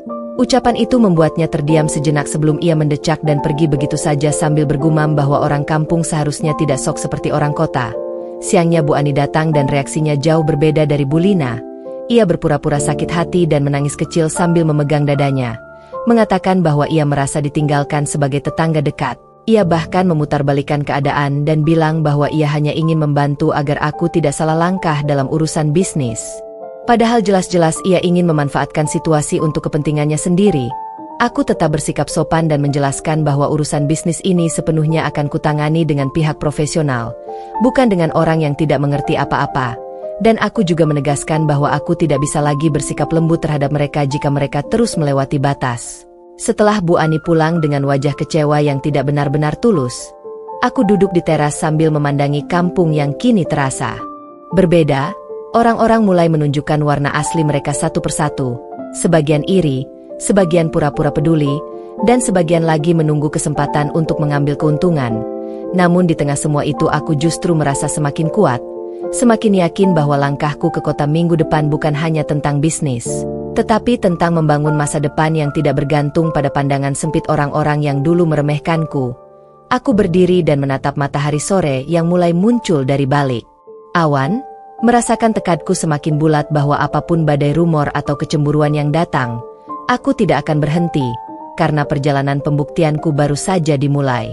Di pagi yang terasa lebih segar dari biasanya Sabrina bangun dengan tekad baru, karena kejadian kemarin saat Bu Ani dan Bulina berusaha membuatnya malu di depan ibu-ibu pengajian justru menjadi titik balik yang memperlihatkan betapa jauhnya mental mereka dari kata dewasa sementara dirinya semakin yakin bahwa pembuktian besar tinggal selangkah lagi dan hari itu ia sengaja datang ke sekolah lebih pagi untuk mengurus beberapa berkas yang berkaitan dengan rencana membuat program pendidikan gratis untuk anak-anak kurang mampu di desanya, program yang ingin ia wujudkan sebagai bentuk penghargaan kepada almarhum ayahnya yang dulu selalu berpesan bahwa kekayaan sejati adalah ketika seseorang bermanfaat untuk orang lain. Sambil duduk di ruang guru, ia membuka map berwarna coklat yang berisi rancangan proposal pembangunan taman belajar outdoor lengkap dengan rencana fasilitas permainan edukatif, perpustakaan kecil dan ruang literasi yang bisa digunakan siapa saja tanpa pungutan biaya apapun. Dan sementara ia sibuk mengecek detail biaya serta daftar kebutuhan, tiba-tiba Pak Reno, kepala sekolah, masuk. Dengan wajah heran bercampur kagum begitu melihat gambar dan konsep yang Sabrina buat. Bahkan sebelum Sabrina menjelaskan panjang lebar, Pak Reno sudah berkata bahwa ia belum pernah melihat ide sekomprehensif itu dari seorang guru honorer. Dan ia bertanya dengan hati-hati dari mana Sabrina mendapatkan dana untuk mewujudkan itu semua. Sabrina hanya tersenyum kecil dan berkata bahwa ia memiliki simpanan keluarga yang memang sudah lama dipersiapkan untuk hal seperti ini. Jawaban itu membuat Pak Reno tampak semakin hormat. Sementara di luar ruang guru, beberapa guru lain mulai berbisik-bisik melihat Sabrina dipanggil khusus oleh kepala sekolah, termasuk Bulina yang jelas-jelas memasang ekspresi sinis ketika melihat Sabrina keluar dari ruangan dengan wajah bahagia. Tak lama setelah pulang sekolah, Sabrina kembali menemui pengacara keluarga yang sudah mengurus surat warisan kebun kelapa sawit seluas 100 hektar dan kali ini ia meminta dibuatkan surat resmi kepemilikan yang bisa ia tunjukkan kepada Perangkat desa ketika waktunya tiba pengacara itu menatap Sabrina dengan bangga dan berkata bahwa tidak banyak orang kaya yang mau membangun fasilitas pendidikan gratis tanpa meminta balasan atau pencitraan, dan Sabrina menjelaskan bahwa ia hanya ingin membuat semua orang yang pernah merendahkannya sadar bahwa nilai seseorang tidak pernah bisa diukur dari gaji, dari status, atau dari pekerjaan honorer yang sering diremehkan. Di tengah perjalanan pulang, Sabrina melewati warung tempat Bu Ani biasa duduk bergosip, dan benar saja di sana Bu Ani sedang bersama beberapa ibu-ibu lain sambil berbicara lantang mengenai Sabrina yang katanya sok sibuk, sok hebat, sok maju, padahal menurut mereka tetap saja hanya seorang guru miskin. Namun hari ini Sabrina tidak berhenti untuk mendengarkan karena ia tahu waktunya untuk membuat semua orang terdiam semakin dekat malamnya. Ketika duduk bersama Bude Isna sambil minum teh, Sabrina bercerita tentang rencana besar yang akan ia lakukan dalam beberapa hari lagi.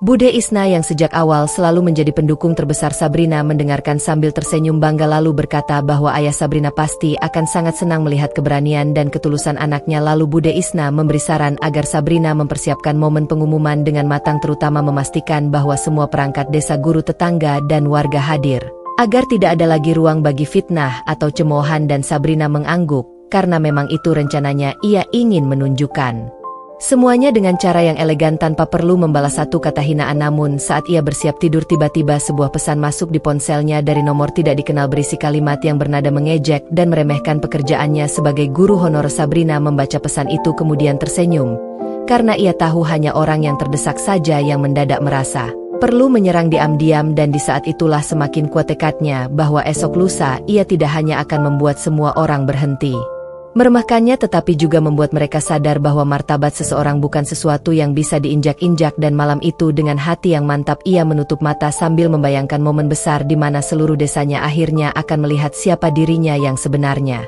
Keesokan paginya Sabrina bangun lebih awal dari biasanya karena hari itu adalah hari penting di mana ia mulai melangkah ke tahap pembuktian yang sesungguhnya.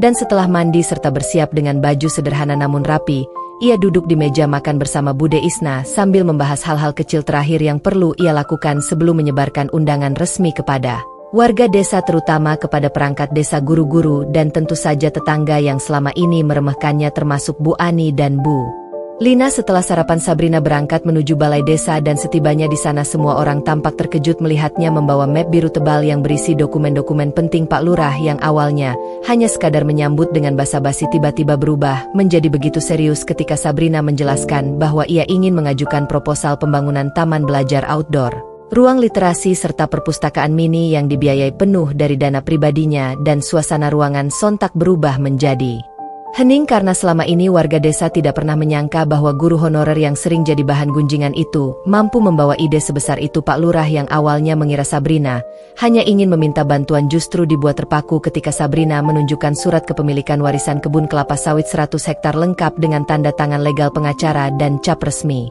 notaris. Bahkan beberapa perangkat desa saling pandang tidak percaya karena selama ini yang mereka tahu Sabrina hanyalah seorang wanita sederhana yang hidup apa adanya tanpa menunjukkan tanda-tanda sebagai pewaris tanah besar. Setelah semua dokumen diperiksa, Pak Lurah akhirnya berdiri dan berkata dengan suara lantang bahwa ia akan mendukung penuh rencana Sabrina dan akan mengumumkan pertemuan warga besar dalam 3 hari ke depan untuk membahas proyek tersebut. Sabrina mengangguk senang, namun sebelum ia keluar dari ruangan, Bu Ani dan Bu Lina kebetulan masuk karena ingin mengambil bantuan pangan dari kantor desa. Dan begitu melihat Sabrina berdiri bersama Pak Lurah, mereka langsung memasang ekspresi heran bercampur curiga. Bu Ani yang tidak bisa menahan diri bertanya dengan nada menyindir bahwa Sabrina sedang apa di balai desa.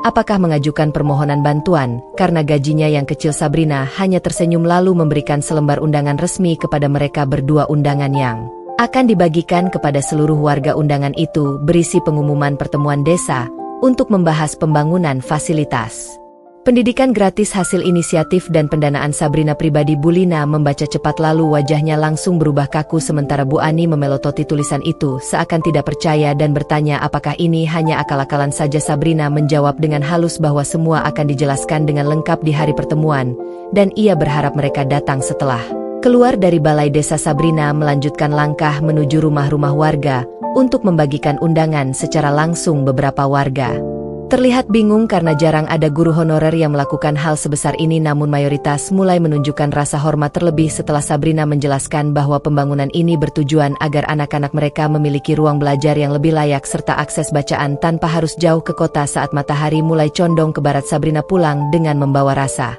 lega sekaligus tegang karena ia tahu hari pertemuan nanti akan menjadi momen yang tak terlupakan. Malam itu Bude Isna menyiapkan teh hangat sambil bertanya apakah Sabrina merasa gugup. Sabrina mengaku bahwa ia memang gugup, tetapi bukan karena takut diremehkan lagi, melainkan karena ia ingin semua proses berjalan dengan baik tanpa ada drama yang tidak perlu. Namun Bude Isna justru tertawa kecil dan mengatakan bahwa orang yang hatinya baik tidak perlu takut apapun karena rezeki dan martabatnya sudah dijaga oleh Tuhan sendiri. Kemudian Sabrina membuka ponselnya dan mendapati grup ibu-ibu desa mulai heboh membahas undangan yang mereka terima. Beberapa menganggap Sabrina sedang mencari perhatian, beberapa terkejut, beberapa mulai membela dan mengatakan bahwa Sabrina memang dikenal baik dan rajin, sehingga tidak heran jika ia mampu melakukan hal seperti ini.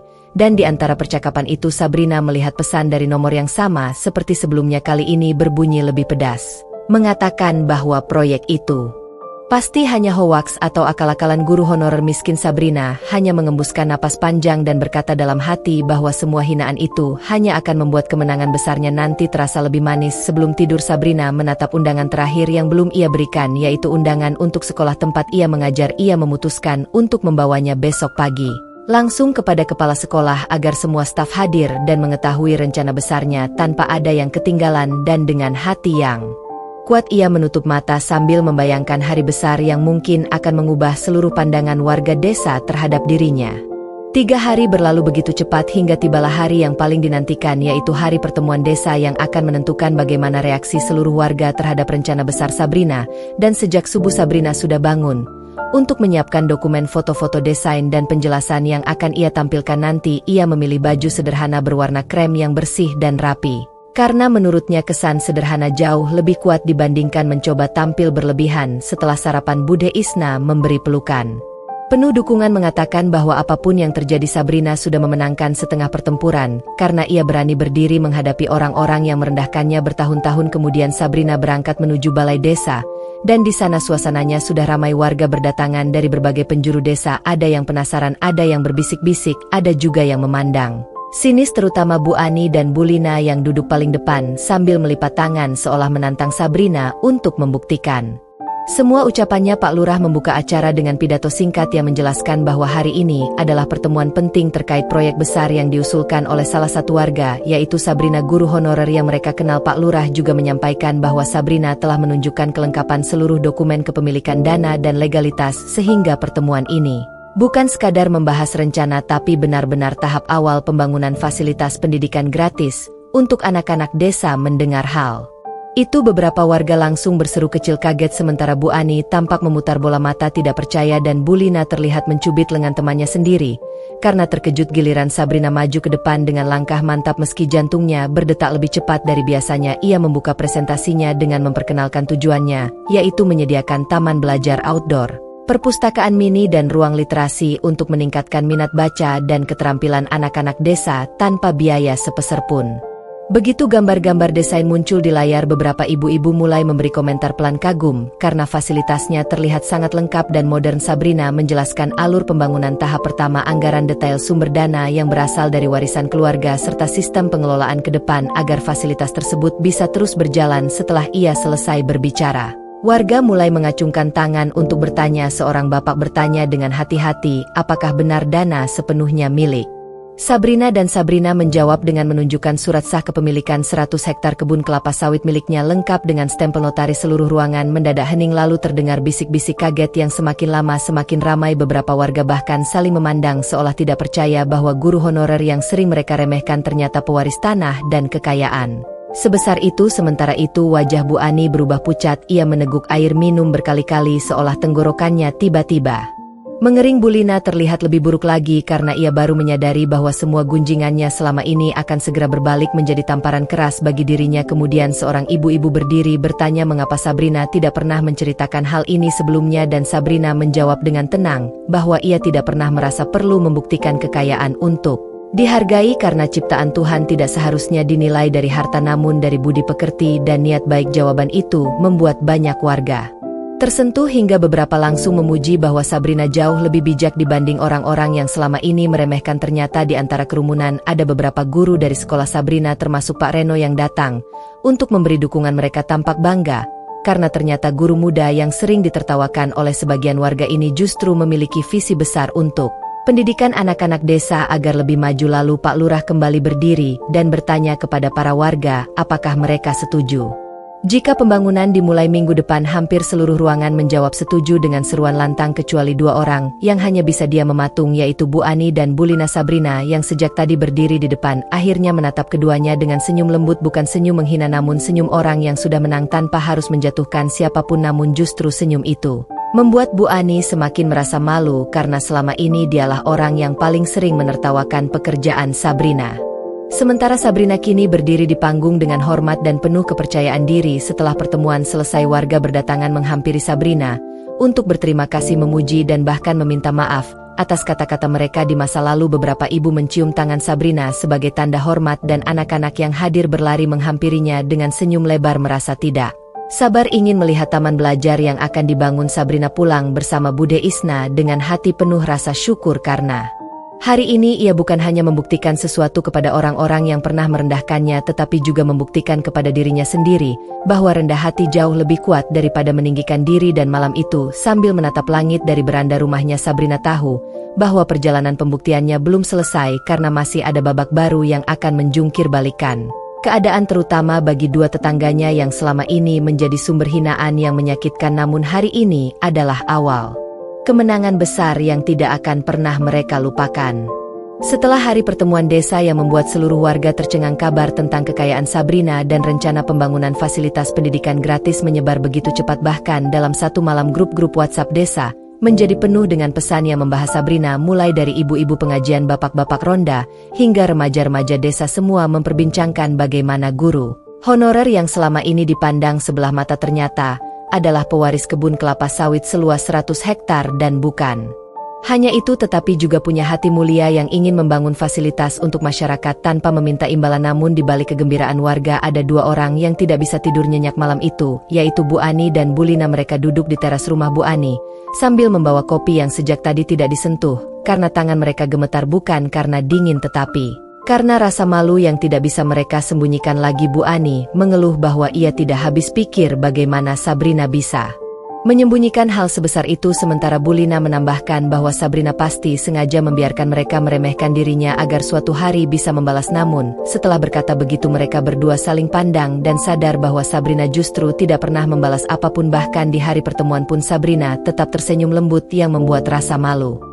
mereka terasa jauh lebih berat. Keesokan harinya saat Sabrina berangkat ke sekolah, banyak warga yang menyapanya dengan ramah, beberapa bahkan menawari tumpangan meski jaraknya cukup dekat. Sabrina tersenyum dan menolak dengan halus sambil berkata bahwa ia lebih suka berjalan kaki menikmati pagi. Dan memang benar, Sabrina terlihat lebih tenang dan percaya diri dari sebelumnya. Di sekolah pun suasana berubah, guru-guru yang dulu hanya basa-basi kini menunjukkan rasa hormat yang tulus. Bahkan beberapa mendatangi Sabrina untuk menanyakan apakah mereka bisa ikut berkontribusi dalam proyek pembangunan taman belajar. Sabrina menyambut baik ajakan itu, karena bagi Sabrina semakin banyak yang ikut membantu semakin besar manfaatnya untuk anak-anak desa. Saat istirahat, Sabrina duduk di kantin sekolah sambil menyusun jadwal pertemuan pertama dengan tim pembangunan. Tetapi tiba-tiba ia melihat Bu Ani dan Bu Lina berjalan masuk ke sekolah dengan wajah tegang dan langkah ragu. Keduanya mendekati Sabrina dengan gerakan lambat seperti sedang berjalan di lantai yang penuh duri. Bu Ani membuka pembicaraan dengan suara gemetar, mengatakan bahwa mereka ingin bicara. Empat mata Sabrina mengangguk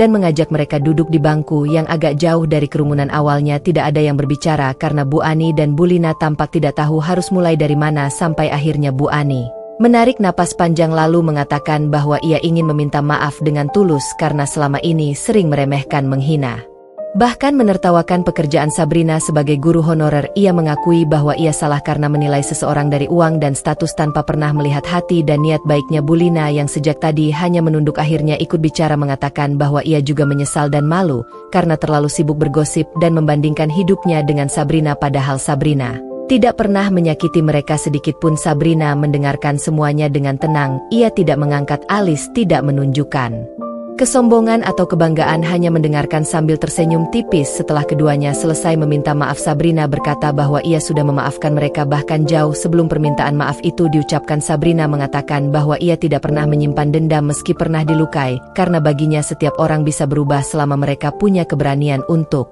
mengakui kesalahan. Jawaban itu membuat Bu Ani dan Bu Lina semakin merasa tidak enak hati karena Sabrina bukan hanya lebih mapan secara materi tetapi juga jauh lebih bijaksana. Setelah mereka pergi, Sabrina merasa puas bukan karena mereka meminta maaf tetapi karena akhirnya beban sosial yang selama ini menekannya kini perlahan memudar. Namun babak baru masih menunggu. Sore harinya Sabrina menemui kontraktor yang direkomendasikan kepala desa untuk meninjau lahan tempat taman belajar akan dibangun. Kontraktor itu terkejut ketika melihat kelengkapan rencana pembangunan yang dibuat Sabrina, karena biasanya rancangan sebesar itu diajukan oleh yayasan resmi bukan oleh seseorang yang bekerja sebagai guru honorer. Kontraktor mengatakan bahwa pembangunan bisa dimulai paling cepat minggu depan. Setelah bahan-bahan datang dan Sabrina langsung menyetujui sambil menandatangani beberapa berkas. Begitu kembali ke rumah, Sabrina menceritakan semuanya kepada Bude Isna yang langsung memeluknya sambil menangis bangga karena keponakannya bukan hanya membuktikan diri tetapi juga membawa manfaat besar bagi desa. Malam itu Sabrina duduk di kamarnya sambil menatap tumpukan berkas dan desain taman belajar. Ia merasa bahagia tetapi juga sadar bahwa perubahan besar pasti akan membawa reaksi tak terduga, terutama dari orang-orang yang merasa tak suka pada keberhasilannya. Dan benar saja, saat ia membuka ponsel sebuah pesan masuk dari nomor yang sama seperti sebelumnya. Isinya lebih kasar dan lebih mengancam daripada sebelumnya. Sabrina membaca pesan itu dengan hati tenang, namun kali ini ia mulai berpikir bahwa orang yang mengirim pesan tersebut mungkin tidak hanya iri tetapi juga berbahaya. Ia menatap layar ponselnya sambil berkata dalam hati bahwa ia siap untuk apapun yang terjadi karena tidak ada lagi yang bisa menghentikan langkahnya. Malam itu suasana desa begitu sunyi, hanya suara jangkrik yang terdengar dari sela-sela pepohonan. Sementara Sabrina duduk di kamar dengan lampu kecil menyala memandangi pesan ancaman yang baru saja masuk ke ponselnya. Pesan itu berisi kalimat singkat namun tajam seperti pisau yang mencoba menusuk hati, berisi peringatan agar Sabrina menghentikan proyek pembangunan taman belajar. Kalau tidak ia akan menyesal seumur hidup. Sabrina membaca pesan itu berulang kali tanpa sedikit pun rasa takut. Justru yang muncul adalah tanya besar, siapa sebenarnya orang yang begitu terganggu sampai mengirim ancaman hanya karena ia ingin membangun fasilitas pendidikan untuk anak-anak desa. Bude Isna mengetuk pintu lalu masuk membawa segelas susu hangat. Ketika Sabrina menunjukkan pesan itu, wajah Bude langsung berubah tegang tetapi ia tetap mencoba menenangkan dengan berkata bahwa orang iri biasanya kehilangan akal sehat ketika melihat orang lain sukses, namun Sabrina tidak boleh mundur. Proyek itu terlalu penting untuk dibiarkan hancur oleh seseorang yang tidak berani menunjukkan wajah. Keesokan harinya Sabrina tetap berangkat ke sekolah seperti biasa meski pikirannya dipenuhi berbagai dugaan. Sepanjang jalan beberapa warga menyapa sambil memberi semangat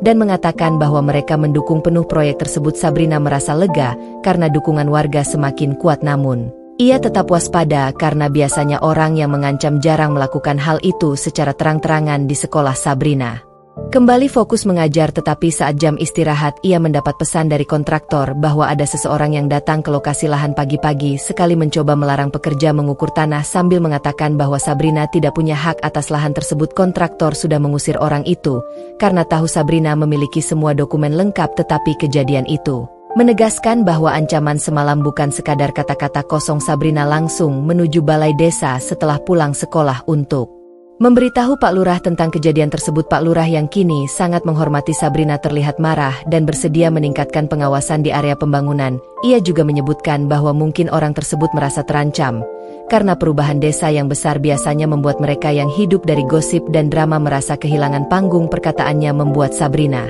diam sejenak karena ia mulai teringat pada seseorang yang selama ini selalu iri dan tidak pernah senang melihat orang lain lebih baik dari dirinya. Seseorang yang sering bergosip dari rumah ke rumah dengan niat menjatuhkan orang lain, tetapi ia belum berani menyimpulkan apapun. Sore harinya saat Sabrina berjalan pulang melewati gang kecil, ia melihat Bu Ani dan Bu Lina berdiri agak jauh seperti sedang menunggu seseorang. Mereka tampak gelisah dan terus celingukan ketika mereka melihat Sabrina mendekat. Mereka berdua langsung tersenyum canggung berusaha menyapa dengan ramah, tetapi Sabrina tidak melewatkan tatapan panik yang sempat muncul di mata mereka. Hanya sedetik Sabrina menyapa balik dengan sopan lalu berjalan terus, tetapi hatinya mulai bertanya-tanya apakah pesan ancaman itu ada hubungannya dengan mereka. Namun ia mengingat kembali bahwa keduanya sudah meminta maaf dan menunjukkan perubahan jujur jadi kemungkinan mereka bukan pelakunya. Sesampainya di rumah, Sabrina duduk di teras sambil membuka ponselnya dan membaca ulang pesan ancaman itu. Kali ini ia merasa bahwa gaya bahasanya berbeda dari gaya bicara ibu-ibu kompleks pelakunya seperti laki atau seseorang yang berpendidikan cukup. Sabrina belum memiliki petunjuk apapun, namun ia sadar bahwa proyek besar pasti mengundang masalah besar juga. Malam semakin larut, Sabrina melihat dari jendela bahwa ada bayangan seseorang berdiri di depan rumahnya. Hanya beberapa detik sebelum kemudian menghilang. Sabrina berdiri dari kursi dengan degupan jantung meningkat.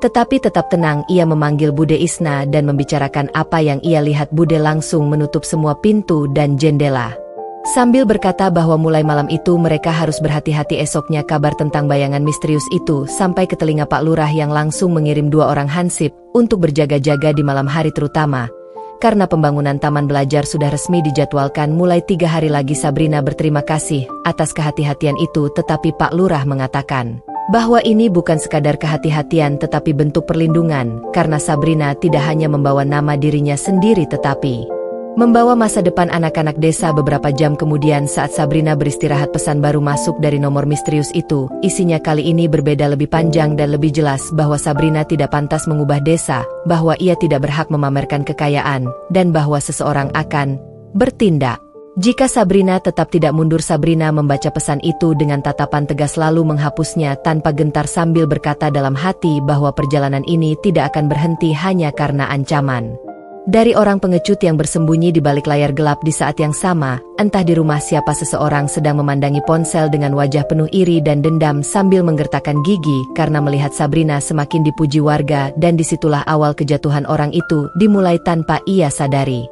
Hari itu langit mendung seolah ikut menyaksikan betapa kacaunya hati Andini yang baru saja menyusun rencana terakhirnya untuk menutup semua luka dan pengkhianatan yang selama ini menggerogoti dirinya.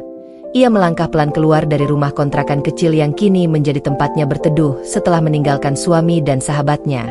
Sementara di sisi lain, Jovan dan Laras yang selama ini hidup dalam ketakutan akan terbongkarnya perselingkuhan mereka mulai merasakan tekanan yang semakin besar.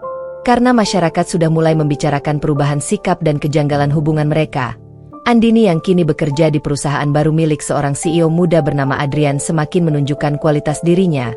Ia berkembang begitu pesat hingga menjadi tangan kanan sang CEO. Membuat banyak orang kaget melihat transformasinya yang dulu terlihat rapuh kini berubah menjadi wanita mandiri dengan aura kuat yang tak lagi mudah dihancurkan. Rencana yang telah lama ia susun akhirnya dimulai ketika ia berhasil mendapatkan semua bukti digital mengenai perselingkuhan Jovan dan Laras. Mulai dari percakapan, foto, hingga rekaman suara yang menunjukkan pengkhianatan mereka terjadi. Bahkan saat ia berjuang sendiri di rumah sakit melahirkan anak mereka, Andini menyusun semuanya menjadi satu dokumen lengkap dan mengirimkannya ke berbagai grup keluarga, tetangga, dan bahkan mengunggahnya secara anonim ke platform masyarakat lokal, sehingga berita perselingkuhan itu meledak seperti bom besar yang menghancurkan reputasi Jovan dan Laras dalam satu malam. Jovan yang sedang berada di kantornya langsung dipanggil oleh HRD dan diberi surat skorsing karena masalah moral dan citra perusahaan yang terganggu. Sementara Laras hampir pingsan ketika melihat seluruh keluarga besarnya mengusirnya dari grup keluarga sambil menuliskan berbagai kalimat penuh amarah. Andini menonton semuanya dari layar ponselnya sambil tersenyum tipis tanpa sedikit pun rasa bersalah, karena ia merasa hanya membalas sesuatu yang jauh lebih kejam. Keadaan semakin memburuk ketika ibu Jovan, Bu Lena, yang selama ini membela anaknya sampai membabi buta, akhirnya sadar bahwa Andinilah yang selama ini menjadi korban paling besar. Bu Lena datang ke tempat kerja Andini sambil menangis meminta maaf, namun Andini hanya menunduk dan berkata bahwa maaf tidak akan mengubah apapun.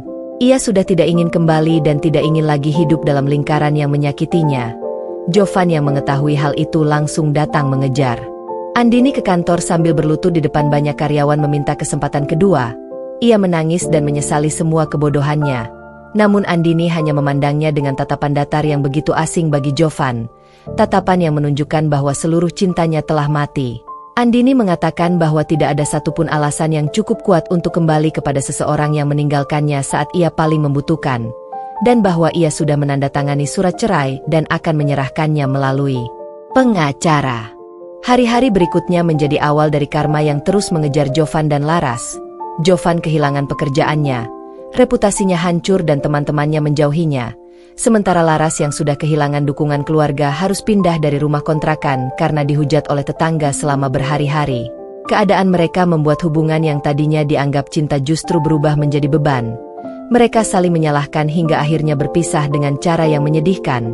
Di sisi lain Andini terus melangkah maju bersama Adrian yang diam-diam menaruh hati padanya sejak awal. Adrian bukan hanya melihat Andini sebagai karyawan berbakat tetapi sebagai wanita kuat yang pantas mendapatkan kebahagiaan baru. Mereka semakin dekat dan hubungan mereka berkembang pelan namun pasti. Hingga suatu hari Adrian melamar Andini dalam suasana tenang di tepi danau. Mengatakan bahwa ia ingin menjadi pria yang tidak hanya mencintai Andini tetapi juga menghormatinya, melindunginya, dan tidak akan pernah memperlakukan cintanya sebagai hal sepele. Andini menangis untuk pertama kalinya bukan karena sakit tetapi karena bahagia. Ia menerima lamaran itu dengan hati yang akhirnya sembuh sepenuhnya. Pada hari pernikahan mereka, Andini berjalan di atas karpet putih dengan keanggunan yang bahkan tidak pernah ia bayangkan dulu ketika ia masih menjadi istri yang selalu disakiti. Para tamu memujinya dan banyak yang diam-diam kagum melihat betapa kuat dan hebat transformasinya. Sementara itu dari kejauhan Jovan melihat semuanya tanpa diundang, dengan pakaian lusuh, wajah lelah, dan hidup yang hancur oleh pilihan bodohnya sendiri. Ia menangis dalam diam menyadari bahwa Andini sekarang berada di tempat yang jauh lebih baik. Tempat yang seharusnya ia jaga dulu tapi justru ia rusak dengan tangannya sendiri. Laras yang kini bekerja serabutan di kota lain juga mendengar kabar pernikahan Andini dan hanya bisa menyesali betapa kehancuran hidupnya berawal dari keputusan kotor yang ia pikir tidak akan pernah terungkap. Andini yang kini resmi menikah dengan Adrian menutup mata sejenak dan menghirup udara segar, merasakan bahwa seluruh babak kelam hidupnya telah berakhir. Ia berjanji pada dirinya sendiri bahwa tidak akan pernah lagi membiarkan siapapun meremehkan harga dirinya. Ia menggenggam tangan Adrian dan melangkah ke pelaminan dengan hati yang penuh kemenangan. Dan saat itu pula ia tahu, kisah hidupnya akhirnya menemukan titik paling tenang. Sebuah akhir yang bahagia, kuat, dan pantas untuk seorang wanita yang telah melalui badai namun tidak pernah kehilangan dirinya. Setelah semua badai yang pernah merobek hidupnya, Andini berdiri di balkon rumah barunya bersama Adrian, memandangi matahari terbenam yang perlahan turun di balik bangunan kota. Ia merasakan hembusan angin sore yang lembut menyentuh kulitnya, mengingatkannya bahwa hidup selalu memiliki cara untuk menyembuhkan luka paling dalam sekalipun. Di belakangnya, Adrian datang memeluknya dari belakang dengan penuh kasih dan berkata bahwa perjalanan mereka baru saja dimulai. Kalimat sederhana itu membuat hati Andini menghangat karena untuk pertama kalinya setelah sekian tahun ia benar-benar merasa dicintai tanpa syarat. Ia menoleh dan tersenyum kecil, senyum yang dulu jarang muncul ketika ia masih hidup dalam pengkhianatan dan rasa sakit. Sementara itu di sudut kota yang berbeda, Jovan duduk sendirian di kamar kos kecil yang sumpek sambil memandangi foto Andini yang sudah lusuh. Ia menyadari bahwa penyesalan tidak pernah bisa memperbaiki apa yang telah hancur. Kehidupan keras yang kini ia jalani adalah buah dari keputusan yang diambil dengan keserakahan dan kebodohan. Laras yang bekerja berpindah-pindah juga merasakan hal yang sama. Hidupnya tidak stabil, tidak tenang, dan dihantui oleh rasa malu yang tidak pernah benar-benar hilang. Waktu bergerak terus dan Andini perlahan menjadi sosok yang banyak dikagumi oleh banyak wanita yang mendengar kisahnya. Bukan karena balas dendamnya, tetapi karena keberaniannya bangkit tanpa kehilangan martabatnya. Ia sering berkata dalam hati bahwa mungkin luka dan air mata dulu bukanlah hukuman, tetapi jalan menuju tempat baru yang lebih indah. Suatu malam saat duduk bersama Adrian dan anaknya di ruang keluarga yang hangat, Andini menatap keluarganya dengan rasa syukur yang tak terhingga. Ia akhirnya memahami bahwa bahagia bukanlah hadiah dari orang lain, melainkan keputusan untuk meninggalkan mereka yang tidak menghargai kita dan memilih mereka yang melihat nilai kita. Dan pada akhirnya, hidup memberikan apa yang memang pantas. Cinta yang tulus, kedamaian yang nyata, dan masa depan yang ia bangun sendiri dengan kekuatan yang tidak pernah ia sadari selama ini. Andini menutup buku harian lamanya dan berkata pelan, "Ini bukan akhir, ini adalah awal baru." Tamat.